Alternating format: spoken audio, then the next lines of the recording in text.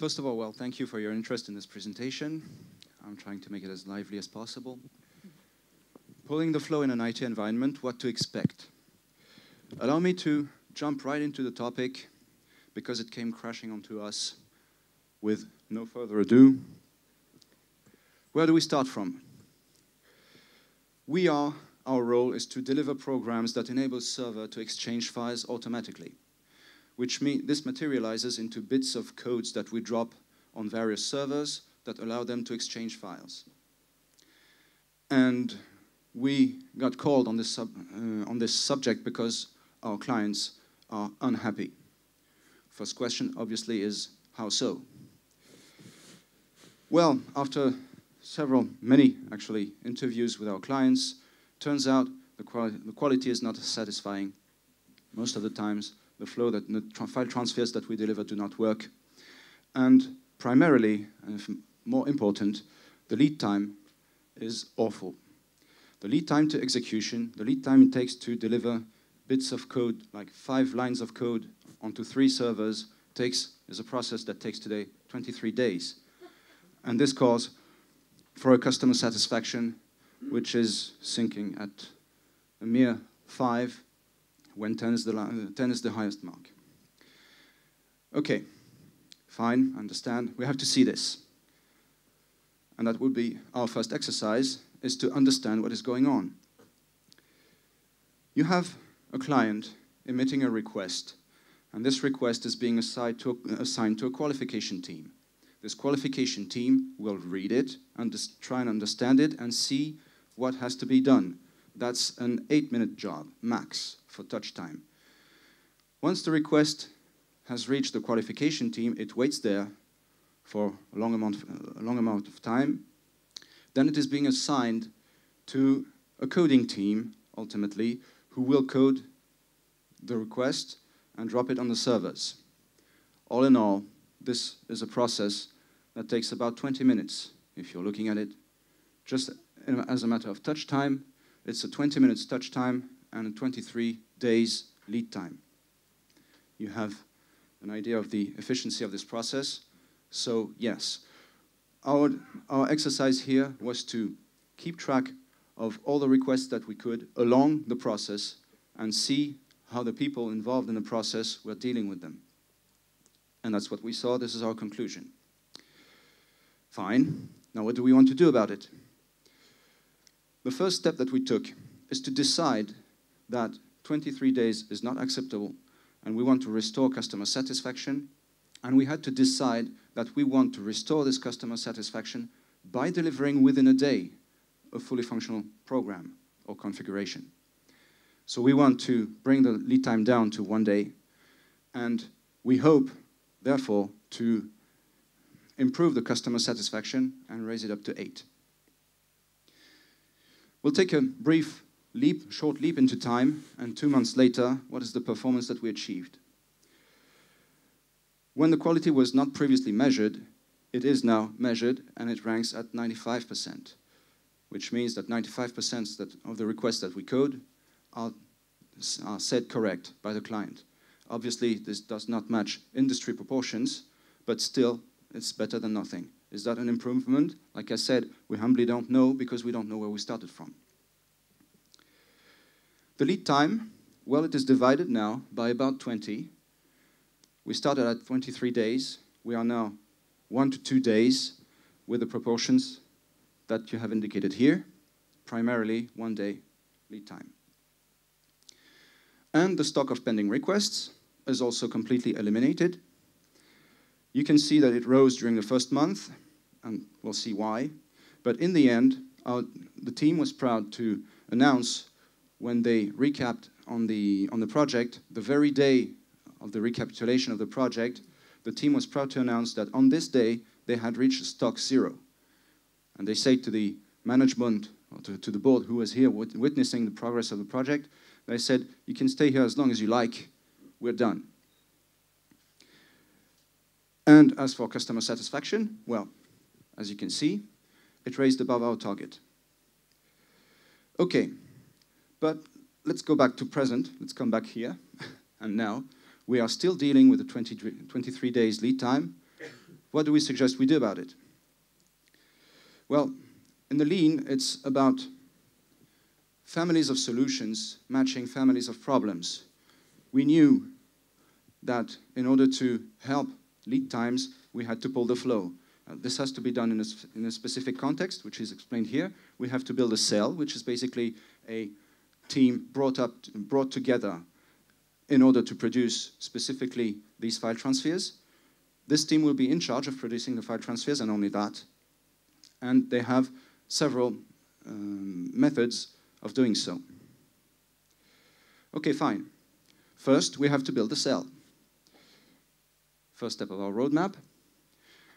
We decided to move from this. This is a situation where the customer issues a request. The request is being qualified by one team, and more specifically by several persons in one team who are qualifying requests, doing something else, working on projects, etc., having many activities. And once the request is qualified, it is being assigned to a coding team that sits in another building, who is also doing projects and doing many more things, including correcting other requests. So we want to move from this situation, which is probably known to most of you who are working in the IT. We want to move from this to this. This is a specific team, one team, dedicated to coding the file transfers, sitting in the same office, and with both jobs assigned, qualification and coding. And the team is one team leader, one qualifier, and two coders. Sounds easy, right? There you go. Within the first month, we didn't get a chance to sit two people next to each other. Before we could do that, we had to find a laptop.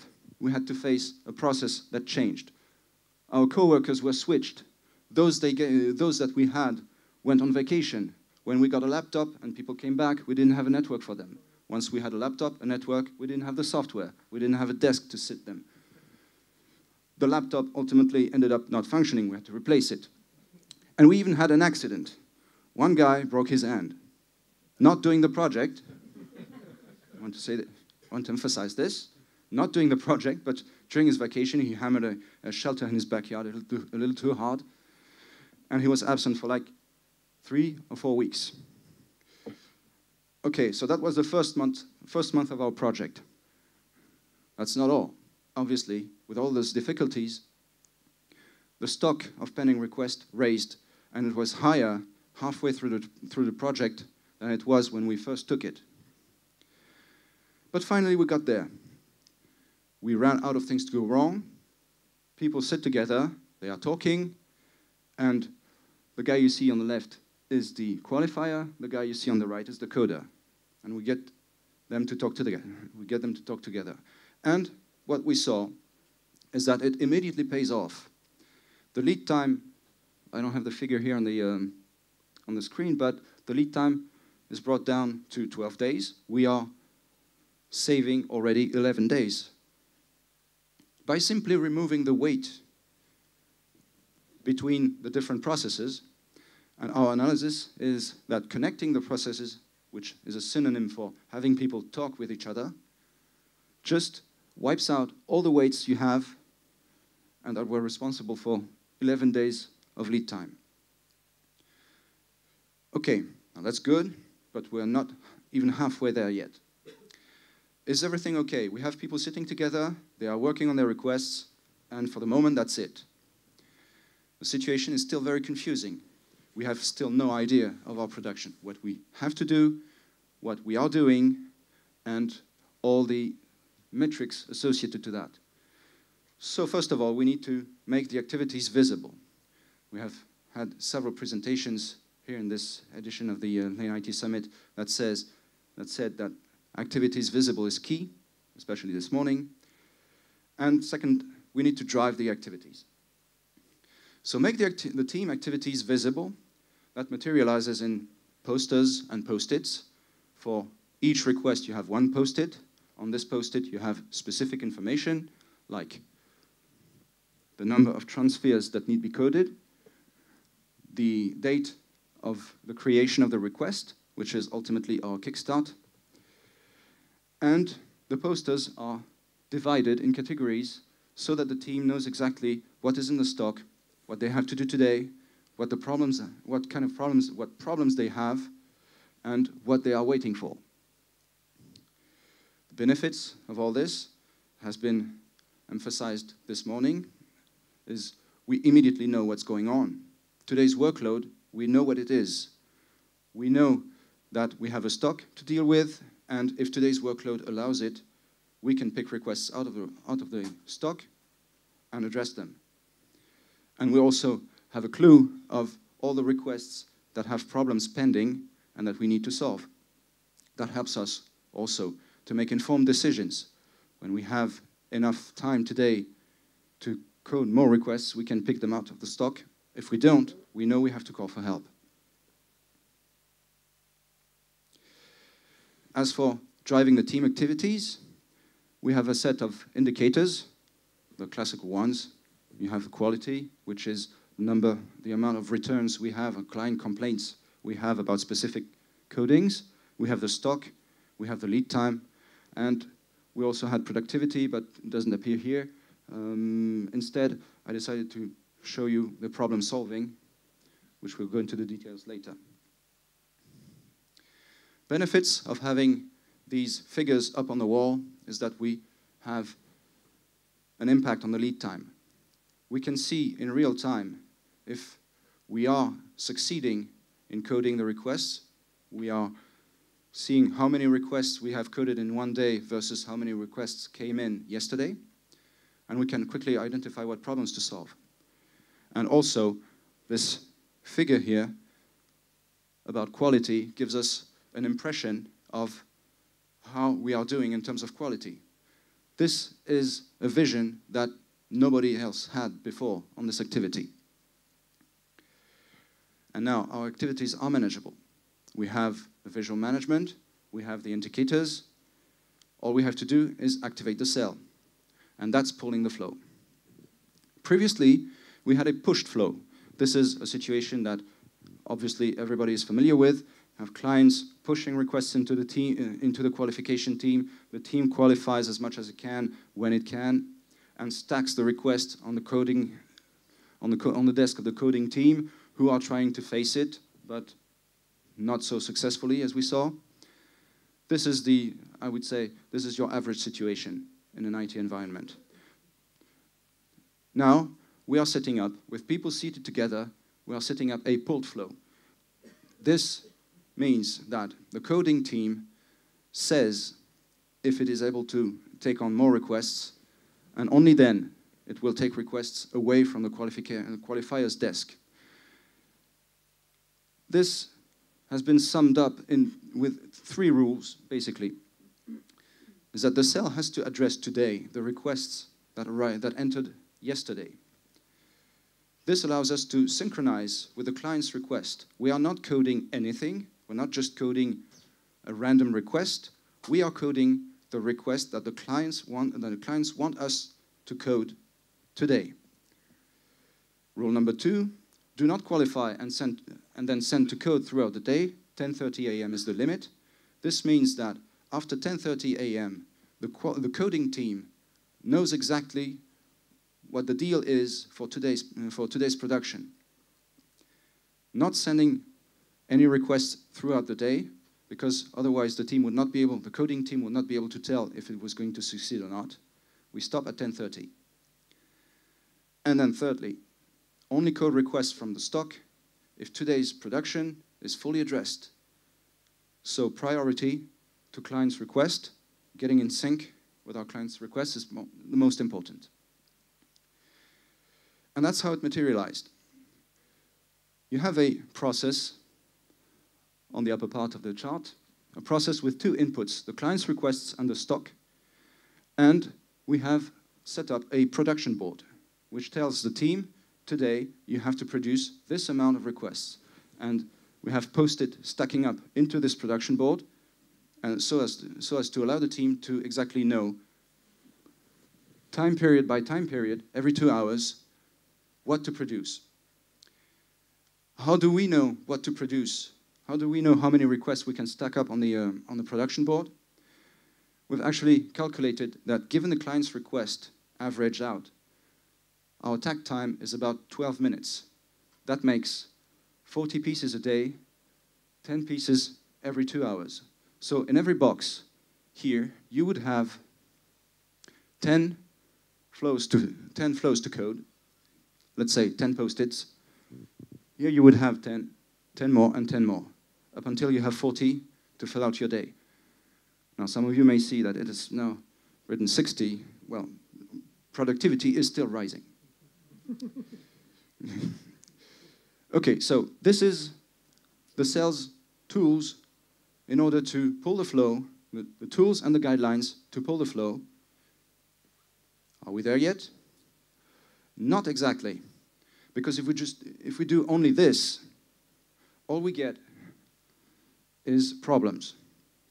So we need to face these problems. We need to allow the cell to produce. That's why and-on and red bins kick in. We know what we have to produce, and we have to stop at first difficulty in order to speed up the production. And we need to set up a problem-solving flow. And we do that by using and-on in the first place, call for help, and problem-solving flow using red bins. Now, where did we use and-on? At coding level, primarily, because we had many people fighting with requests and trying to force code into the servers, and these people needed help. Well, we had split the categories of problems that people faced in several items. I cannot do it. I would love to help, but I cannot log on to the server. I don't know how to do it. This is a special request. I don't know how to code this. Or I don't understand what is required, which is also a malformed request coming into the cell that reached, although we put a lot of effort to avoid it, that reached coding stage. We don't understand what we have to do. Now, how did we use it? Exactly like I said, stop the production when something goes wrong. And I mean stop the production. Don't put this request aside and pick another one. Deal with the problem of this one right here, right now. Call for help if you need to. You have an expert or a team leader who will help you at your desk, show you how to do it, or solve the problem for you and put it into the red bin for further problem analysis. The benefits is to build a team. If you call for help and somebody helps you from your team, you know that you're not fighting the problem on your own. This builds a team. This focuses the team leader on problems in order to help the team produce. And we also found out that using this and-on technique, the co-workers gain competence, they train at the workstation, they work working standards to help themselves. These working standards, by the way, are still used today. The project has ended in February this year. These working standards are still in use today. I checked last week. Obviously, since we decide to solve problems where they are, and immediately, the productivity mechanically increases. Set up a problem-solving flow. We have red bins. Red bins are these actual red boxes where we stack up the requests that come in malformed, or where we stack up the reports of what we did wrong while coding a request for further analysis. Benefits? Well, obviously, we see the problems where they are and when they arise. This is a focus for the team leader to focus his energy on real problems, not manager fantasy problems, real problems that prevent the production. And obviously, solving the problems makes the production smoother. Ultimately, and we found this out, that was not a conscious effort on our own, but OBEA, well, in our case, visual management, and Kaizen makes deep thinkers. We had a rookie on our team. He was not really a rookie for coding CFT transfers, but he was a rookie in our environment, which is very complex. And this guy ended up, after 2 months of project, ended up solving problems and answering experts' questions on technical issues. And he was also able to judge the way we used this file transfer technology within our IT. I'm not going to tell you what his judgment was, but it was not favorable. Okay, and now with red bins and on, we have generous amounts of problems that we can solve. And that's basically what this is all about, helping the team to produce problem-solving flow. Now we have an example of a problem, and the problem was that malformed requests entered the coding phase when they should have been intercepted and corrected at qualification level. And our analysis shows that our clients don't know how to use our request form. So before we simplified the form, the first immediate step that we took was to help the client fill it in. By the help of red bins, we found out that some of the fields of these forms were filled in incorrectly, and the client didn't know how to. So after many interviews with the clients, we came up with a guideline to help the client fill in the form. And we went to see the client physically with this working standard, and help them fill in their requests with this standard. And we were very well received. Clients were thanking us for this. And this had for effect, a measured effect, that previously when 4 out of 10 requests forms came in correctly, leaving 60% of trash, we rose up to 87% of correct forms entering the cell. There were many more examples for this. So we used, obviously, the PDCA technique on a piece of paper or electronically, whatever. But we had very many problems to solve, and we did. Okay. And in conclusion, I should say, what we came here for is pulling the flow in an IT environment, what to expect, basically. Well, your team will develop groundbreaking performance. Mitigation. It will, if you help them. If you don't help them, it won't. Groundbreaking performance comes at the price of problem solving, obviously. Second of all, the system will fight back. This is an unnatural movement for an IT environment to move from a pushed flow, to a pulled flow. Plus, we added an extra difficulty by sitting people together, but still, this is so unnatural that managers will not believe it. Top managers may be doubtful at some points, not in front of the team, not in front of their other managers, but face-to-face with you. When we told them we have to ask for a 1-day lead time, they said, "Are you sure? Not so confident about this." So the system will fight back. But ultimately, and this is a measured, well, not quantified, but seen effect, side effect of pulling the flow, is that the people you involved in this operation, they will renew their interest in the lean journey of your company. After we had ended the project with the results that we saw, I got contacted by several different people whom I didn't know before, who had heard of this and wanted to know how we did it. Obviously, it didn't happen overnight, but still, people come to me and ask questions. And I think if I want to maintain one benefit of this entire operation, it would be this one, the interest in the lean journey. Thank you.